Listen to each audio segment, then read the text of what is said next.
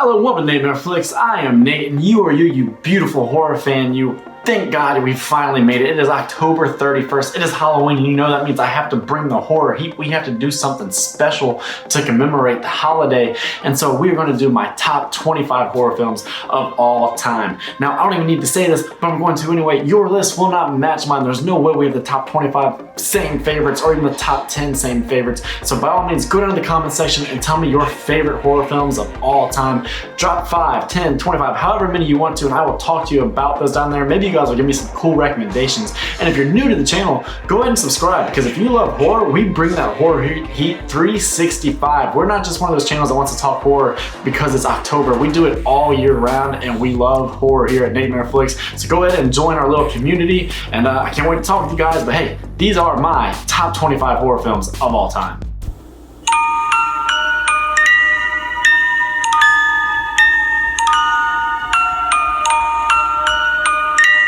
Number 25 is The Sixth Sense. I mean, to put it simply, when Bruce Willis was dead at the end of Sixth Sense, I jizzed in my pants. That twist is so good. It may very well be the origin of, spoiler alert, we all know it. Whether we've seen the movie or not, we know about Bruce Willis being dead at the end of this movie. And this is pretty much why M. Night Shyamalan got stapled as this guy that had to deliver a fantastic twist at the end of every film.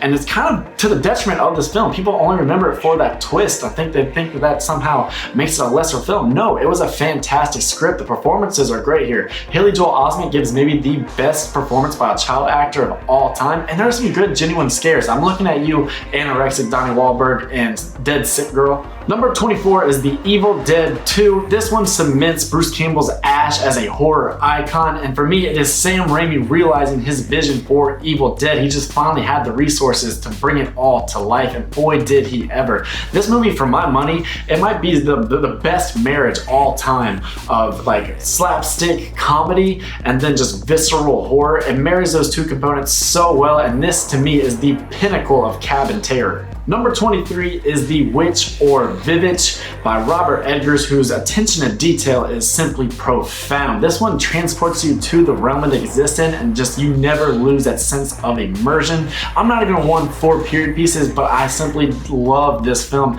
and the payoff is the ultimate payoff. That final act is crazy yet so entertaining, and those final shots are beautiful, and they dare you to live deliciously. 22 is Hellraiser, and Clive Barker is just a horror genius. He understands elements of horror that simply others just don't get or can't grasp. He goes to dark places of the subconscious, and in this film, he presented themes that were both thoroughly explored and groundbreaking for their time. Pinhead and the Cenobites are as disturbing as the very notion of being ripped to pieces, which you will see in this film.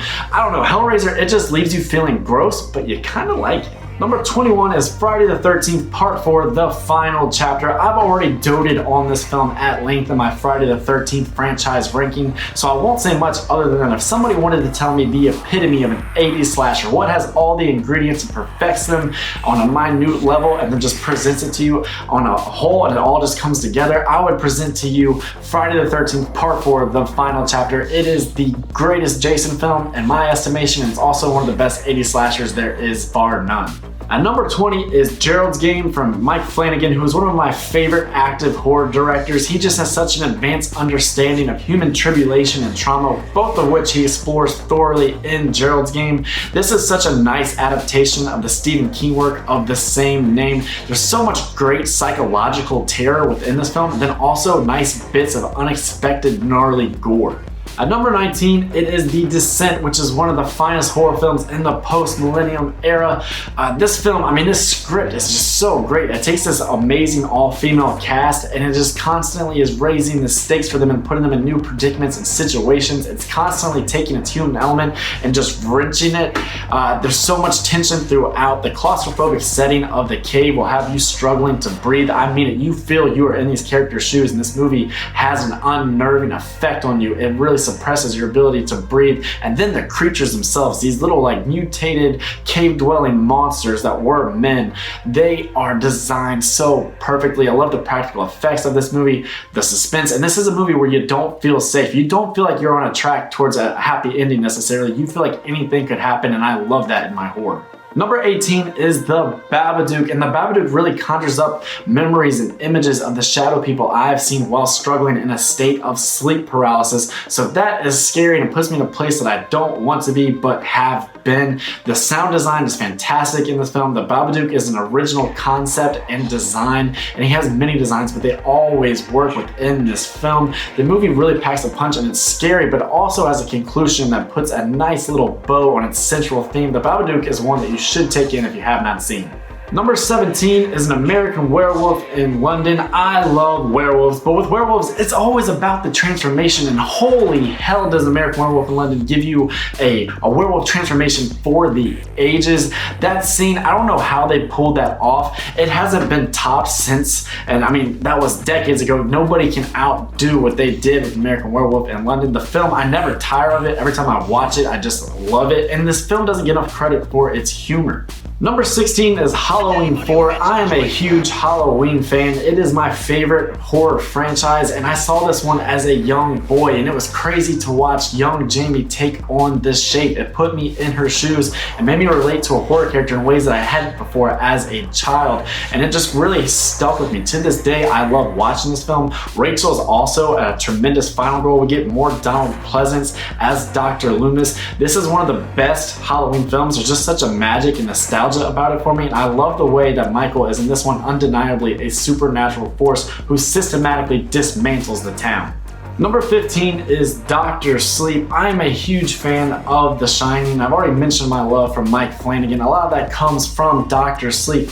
I love what he did. He made a marriage of Stephen King's novel and Stanley Kubrick's landmark film. You know, they're very disparate, but he found a way to bring them together and do it in a continuation that works. This cast is a revelation. There's so much about this film that is remarkable. It seemed like a Herculean task that would absolutely crush Mike Flanagan in the process, but he prevailed and he put out an amazing movie that I've already rewatched several times, and I love everything about it. Every time I watch it, I get something new, and I love that he continued the legacy of Kubrick's masterpiece while giving it a bunch of themes that are in complete opposition to the more nihilistic themes of Kubrick's work. Number 14 is The Night of the Living Dead, a film that earned its legacy, George Romero's masterpiece. This film sets the groundwork for all things zombies. This sets the precedent and really creates our notion of a zombie. I love watching this one every October. You get transported to a different time. You don't even mind the black and white. And then there's a juicy paradox here of everything feels very confined, and yet it seems so big. It feels like the fate of humankind hangs in the balance, and I love this film for that.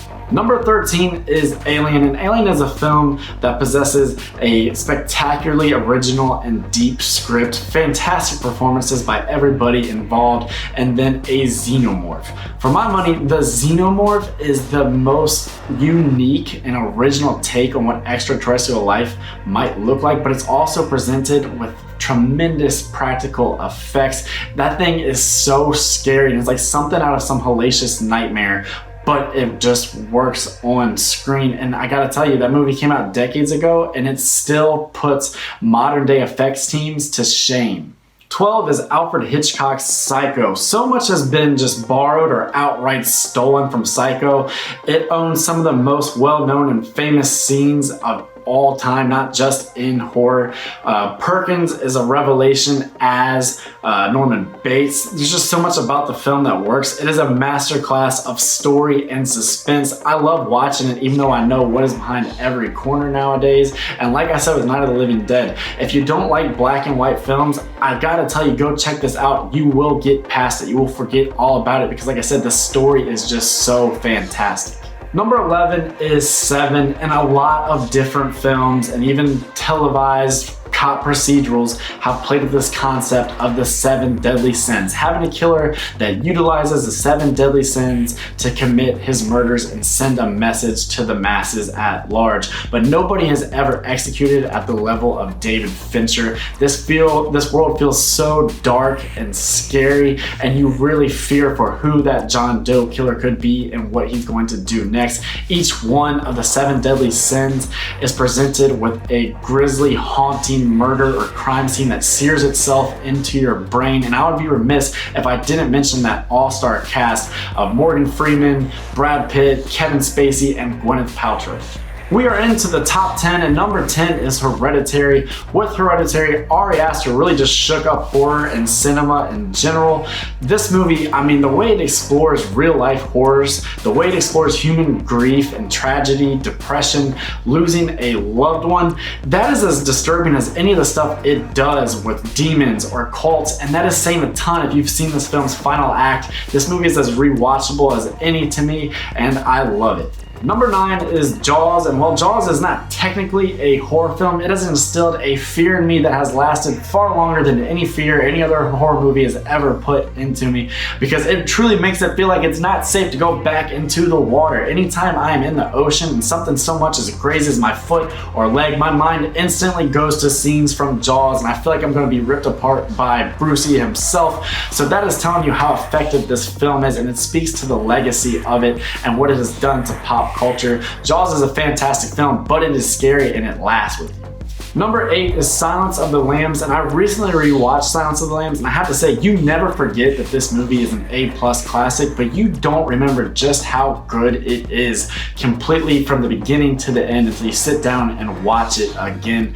Jodie Foster was born to portray Clarice Sterling, and Anthony Hopkins was born to be Hannibal Lecter. I mean, every monologue he delivers in this is just so pitch perfect.